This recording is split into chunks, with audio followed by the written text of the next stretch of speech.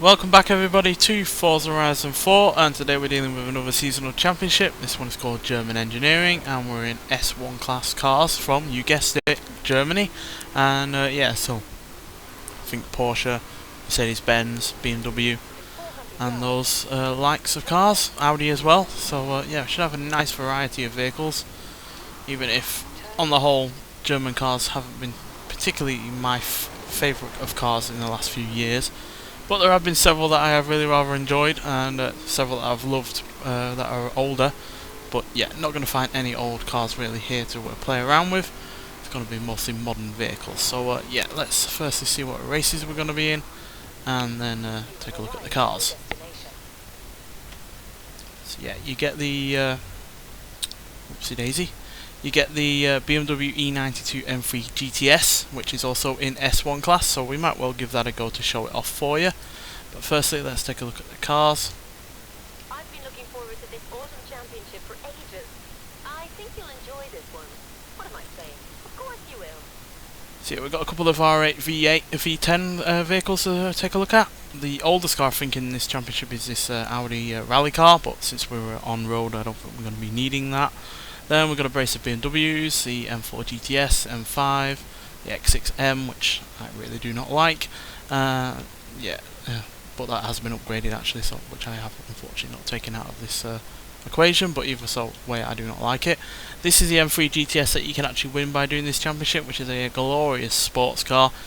A little bit lighter, a little bit more powerful than the standard M3 from the period, and yeah, got a nice spoiler on the back to provide even more downforce and more handling, and yeah, it's a really well good car. Then we've got the competitor for the likes of an M5, the E63S, which yeah, has about the same kind of power as an M5 as you can see, but has more in the way of torque, but also more in the way of weight, but probably has a more charismatic engine though, to be honest, and yeah, being a bigger car, no doubt more practical. Then we've got a bunch of the Mercedes-Benz GT cars. These two are the same, I don't know why I have two of them, but then we also have the GTS. I actually prefer the GTS, I think it's a little bit more playful, whereas the GTR is a little bit more serious. Pretty much like the SLS is a little less serious than the black version of that. But yeah, we've also got the SL65, and we've got a brace of Porsches. Oh, even this is the oldest car, in fact. Oh no, this is the oldest car. or even, I guess you could consider the Type 2 Deluxe the oldest car, but it's a Forza edition vehicle. But yeah, still got a nice variety of cars, and I think since we're going to be winning the vehicle for doing this championship, if we actually win it, we should get in the M3 GTS. So yeah, a little over £3,400, but 444 horsepower from a naturally aspirated 4.4 litre V8 engine, and yeah, it's a glorious sounding V8 engine, and yeah, with that little reduction in weight and the extra power and the fact it handles better than the standard M3, yeah, it's a glorious vehicle. And even if you might be a little bit wary on the looks of this car, there's no doubt that it is a great sports car. So let's see what it can do against the competition. And it revs up to 8,000 RPM in a V8 as well, which is, yeah, mightily impressive. Some of the Ferraris that you would normally see having a V8 rev that high.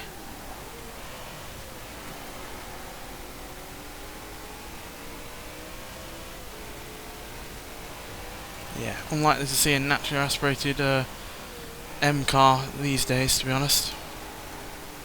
The way things have changed so dramatically in the last 10 years or so. But that's just the way things are, times do change, and that's just something we've got to deal with. Like moaning about cars from BMW that aren't like the one that used to be in like the 70s, it would be completely pointless, and just moaning about something that can't be changed. You just have to really see the best of what cars have on offer these days, and they do have a lot to offer. Even 10 years ago this was still a cracking car, and yeah, really hasn't changed in today's standards either, because I certainly prefer this to the M4 GTS, which yeah, doesn't really have anything really going for it, whereas this, at least out of, even if you don't like the looks, even if you're not a fan of it only being two doors or anything like that, does have that glorious sounding high revving V8 engine on its side, which the M4 GTS does not have, because that is turbocharged and does sound really rather quite weak as far as I'm concerned. And isn't even apparently all that good to drive in real life, so yeah, there is that.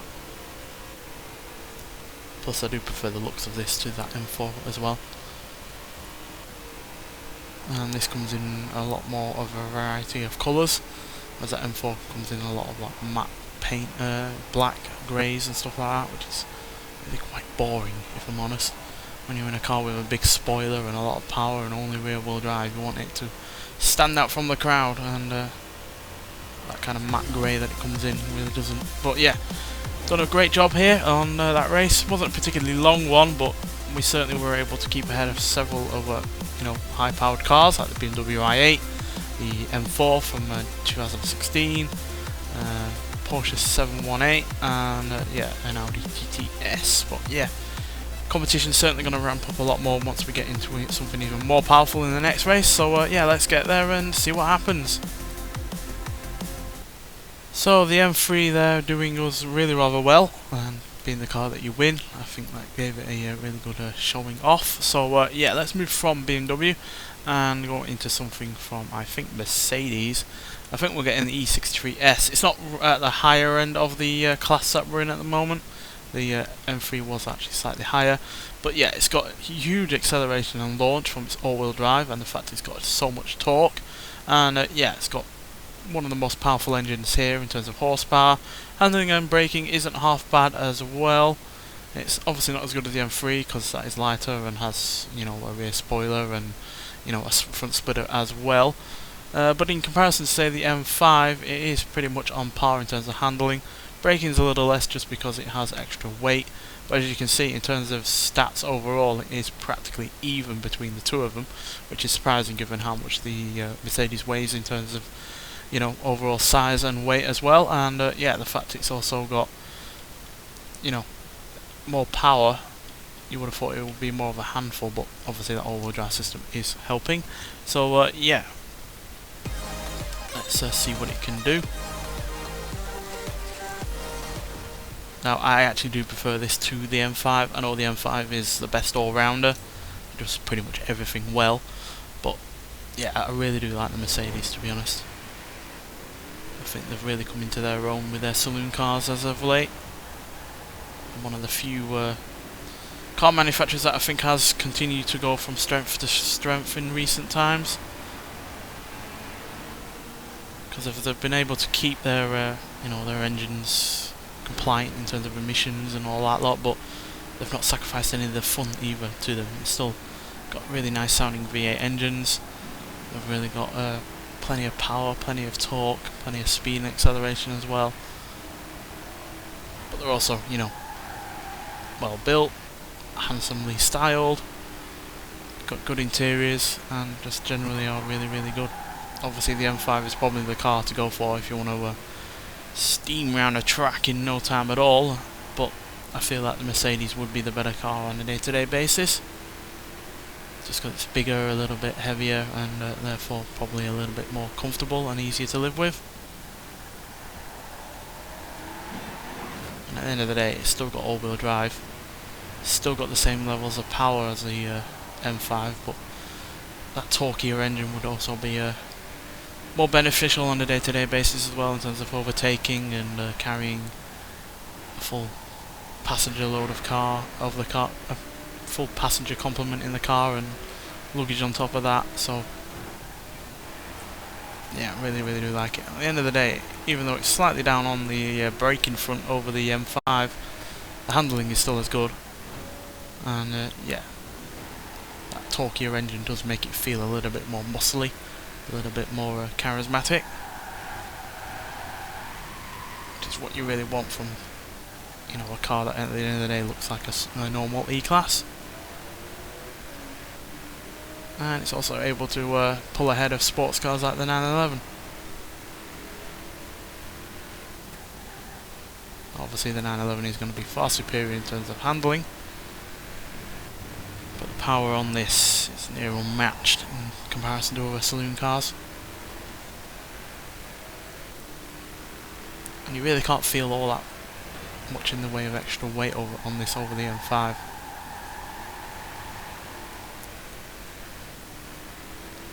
And despite having all-wheel drive, it's still able to slide around and have a lot of fun with it, just like you can in the M5 as well. So yeah, I really don't think playing to the whole BMW are so far ahead of everyone else when it comes to their saloon cars. Might have been the case 10-15 years ago, but these days I think it's a lot closer between the likes of Mercedes and BMW these days.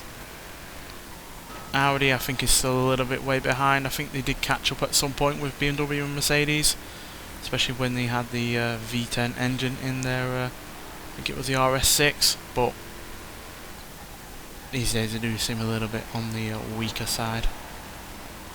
Not that they're awful cars to drive, but I think Mercedes like this has a bit more in the way of charisma going for it. Though obviously the Mercedes and the BMWs of today are pretty much kind of copying Audi with their all-wheel drive systems now, but that was inevitable really with the amount of power and the safety systems that are necessary these days. So yeah, but there we go, 40 points now with thanks to the Mercedes giving us that win. 10 points ahead of the Cayman, 12 points ahead of a Corrado, which has clearly been upgraded quite a fair bit, and 18 points ahead of another car that has been upgraded but not quite into S1 class, so I don't know why it's in this championship. And then the Opel Manta is also upgraded and in 5th place. So yeah, let's get on to the third and final race. So another win there thanks to the Mercedes, and yes, to make it 3 out of 3 I think we'll go for something from Porsche. We have a couple of the modded versions from Porsche, from the likes of Singer and Gun for Works. Yeah, the Singer is definitely the more powerful and lighter of the two. Slightly more torque and more in the way of horsepower as well. But the Gun for Works is actually the better in terms of handling and braking as over the Singer. But it does have worse launch and speed and acceleration, so yeah. The Gun for is definitely the one that is a little bit more easy to handle. The Singer is definitely the more wildcat though, and then we've got plenty of others to choose from Porsche though as well. The more middle of the road Cayman cars, as you can see, the Cayman GTS and the Cayman GT4. GTS actually has slightly more in the way of torque, but is heavier and has less in the way of power, so it is the more friendly version of the Cayman, if you will. But yeah, I think we'll go for the Singer, just because it is a glorious revision of the 911 from the early 90s. So yeah, let's see what nearly 500 horsepower and a 2,300 pound car can do. This actually weighs less than the early 70s Carrera, the RS I think it is, and yet has more than twice the power, so that's probably why it's a bit of a handful at times. But it took so long for me to properly appreciate this car because the engine noise was broken for a long time, which is another reason why, you know, I never also reviewed it until it was long after it had been released, because again the engine noise had been broken, and I really don't like to review a car that has either whatever it is, a glitch, or it just wasn't put in right or whatever. But yeah, certainly didn't want to review this car without being able to appreciate all of it, and I've turned in way too early into that corner. So even though it is extremely powerful and not very heavy, it's still able to turn in and handle corners. But if you plant it too quickly out of a corner, you will get sliding around. So you've really got to be on it with this car.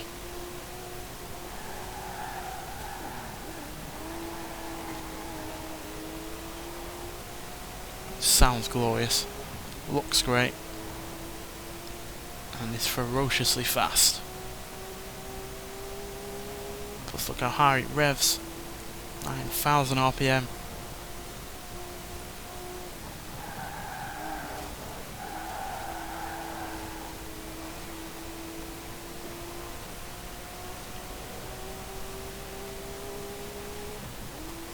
Does make me wish that we had the likes of the Yellowbird back in the Forza series. That was made by I think it's CTR. glorious modded Porsche.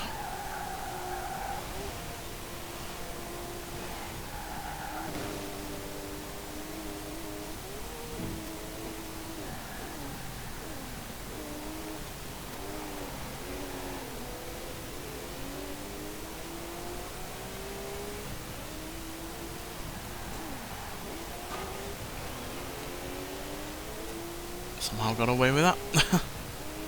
Wasn't expecting that, to be honest.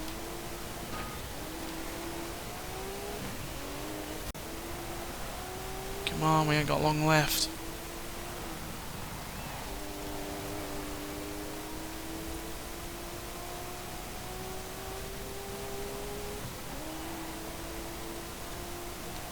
Oh well, I have to settle for 5th with the Porsche there. Despite having nearly 500 horsepower and not much in the way of weight, we're only able to get 5th place, which is a big disappointment, to be honest. I was expecting that to be really rather quick, but sadly not. But we are still ahead by 8 points ahead of the X6M, which is surprisingly coming in 2nd place. And the 911 GT2 is in 3rd. The M3 from the late 90s is in 4th, and the Mercedes-Benz AMG GTR pre-order edition is in 5th. So yeah, fairly impressed by the first 2 cars. I really do like that Mercedes-Benz. It's easily popping. That's, yeah, definitely my favourite car out of the 3 that we have chosen. But yeah, I do like all 3 nonetheless. And yeah, the all are fun to drive. I'm just really surprised that the Porsche there really wasn't as quick as it should have been, or technically should be, considering again nearly 500 horsepower, weighs very little, has rear-wheel drive, high revving engine, and has plenty of acceleration and speed. And yet for whatever reason we weren't able to even get into the podium positions. But even despite only getting 5th in that final race, we still won nonetheless, and that means we get the M3 from the first race, which is a great car. I highly recommend doing this championship to get it. And yeah, thanks for watching, and I'll see you in the next one. Bye.